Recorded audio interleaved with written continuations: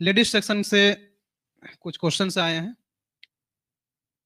एक सवाल है कि अगर हम कुरान को हक माने, यानी कि हक को हक माने, और फिर बाद में मरने के बाद पता चले कि ये तो हक है ही नहीं। बहुत अच्छा सवाल है। मान लीजिए कि हमने पूरी जिंदगी नमाज पढ़ी, और ठंडी के मौसम में फजर का नमाज पढ़ना कितना मुश्किल है आप लोगों को मालूम ही है।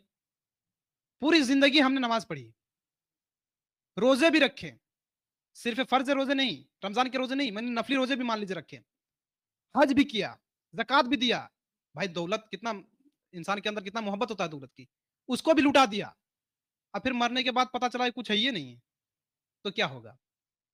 सबसे पहले हमें यह जानना होगा कि क्या जो इस्लाम जो चीज बताता है, कुरान और हदीस जो चीजें बताती है, क्या वो हमारे लिए नुकसानदेह है या हमारे लिए फायदेमंद है इस दुनिया के लिए। नमाज पढ़ते हैं, अच्छा कौन कौन लोग वर्जिश करते हैं डेली, वर्कआउट कौन कौन लोग करते हैं? जो 5 टाइम नमाज पढ़ता है, अल्हम्दुलिल्लाह 5 टाइम वो झुकता है, उसके लिए 5 टाइम वर्कआउट हो जाता है, यानी कि वर्जिश हो जाता है, एक्सरसाइज को बोलते हैं। 5 टाइम उसका एक्सरसाइज। ये एक अलग टॉपिक है कि नमाज के क्या फिजिकल फायदे हैं। तो बहुत सारे फायदे हैं, तो नमाज पढ़ने से तो नुकसान नहीं होगा, फायदा ही फायदा होगा। चलिए रोजे रख लिए, तो रोजा रखना, अच्छा कोई जिम में जाता है क्या? डाइट करने के लिए बोलते हैं, जो डाइट्रेशन होते हैं, बॉडी लूज करने के लिए, डाइट करने के लिए बोलते हैं। आपको क्या करना पड़ेगा? डाइट्रेशन क्या बोलता है? आपको कम कैलोरी वाला खाना खाना होगा।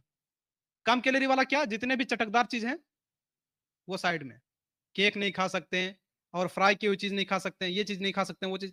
इस्लाम में क्या है? दिन भर भूखे रह जाओ, शाम में जितना खाना खा लो। कितना खा सकता है एक इंसान? 10 किलो खा लेगा? कोई भी चीज 10 किलो खा लेगा?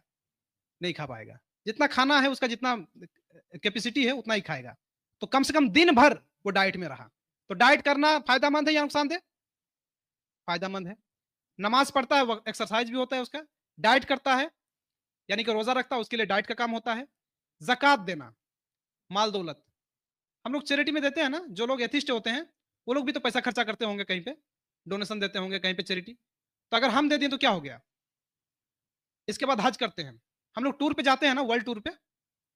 चलिए हम लोग घूम के आए, 10 कंट्री में हम लोग घूम के आए। एक और अगर जगह चले जाएं, मक्का चले जाएं, मदीना चले जाएं, हज करके चले आए, तो कौन सा नुकसान हो गया? और हज करना और जक़ात देना ये सबके लिए नहीं है। ये किसके लिए है? जिसके पास दौलत है, जिसके पास दौलत है। और कितना दौलत, उसका भी एक मियार है। उस दौलत तक अगर वो पहुंच जाए तब जाकर के वो जक़ात दे सकता है और हज कर सकता है। बाकी रोजा और हज ये हर इंसान के लिए, हर मुसलमान के लिए ये फर्ज है।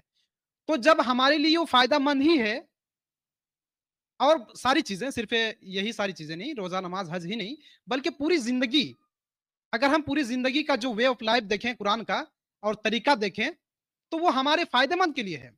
शराब पीना सही है गलत है? फिजिकली शराब पीना सही है गलत है? तो शराब नहीं पी रहे हैं तो इस्लाम को फॉलो कर रहे हैं। अगर मान लीजिए कि मरने के बाद पता चला कुछ है ये नहीं है, तो कुछ नुकसान हुआ? नहीं हुआ। लेकिन अगर कोई इंसान जो जिंदगी में ये सब कभी किया ही नहीं, इस्लाम को कभी फॉलो ही नहीं किया, मरने के बाद अगर उसे पता चला कि सब कुछ है, फिर नुकसान ही थे। फिर वो क्या करेगा? हमारे लिए तो भाई हम जिंदगी जी लिए, हम टूर पे जाते थे वहां पे जा लिए, हम चैरिटी देते थे तो जक़ात का 2.5% भी निकाल दिए। इसी तरीके से वर्कआउट करने जाते थे, लोग जाते थे, मैं नमाज पढ़ने चला जाता था, लोगों से मुसाफा, हाथ सलाम कलाम भी हो जाता था, अल्हम्दुलिल्लाह, लोगों से मोहब्बतें भी बढ़ती थी। इसी तरीके से लोग डाइट करते थे, मैं रोजा रख लिया। तो नुकसानदेह नहीं है। अगर कोई इस्लाम को फॉलो करता है, मरने के बाद अगर उसे पता चलता है कुछ नहीं है, तो नुकसानदेह नहीं है। लेकिन अगर कोई इस्लाम को फॉलो नहीं करता है और उसे पता चलता है कि मरने के बाद सारी चीजें हैं, जन्नत जहन्नम में, तो उसकी तो हलवा टाइट, वो क्या करेगा? तो जो भी ऐसा मानता है, तो उसे ये चीज सोचना चाहिए कि इस्लाम हमें गलत चीज नहीं सिखाता या हमको नुकसान नहीं देता है। अगर बोला जाता है इस्लाम में अपना हाथ काट लो, तुमको मरने के बाद क्या जन्नत मिलेगा? हाथ काट लिए, मरने के बाद पता चला कि कुछ है ये नहीं है, तो ये नुकसानदेह है। ये नुकसानदेह है कि साला पूरा जिंदगी एक हाथ से गुजारे हैं और फिर मरने के बाद कुछ पता ही नहीं चला। तो यही सारी चीजें हैं जो हमें ख्याल करना है।